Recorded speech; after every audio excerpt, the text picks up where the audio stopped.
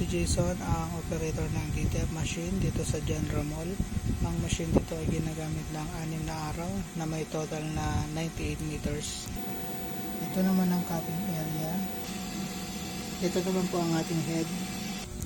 Mag-head clean naman tayo. Pindutin natin ang clean, strong heads.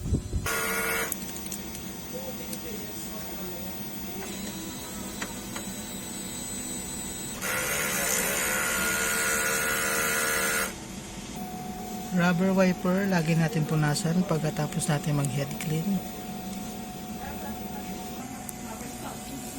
Ito naman ang result ng masa check.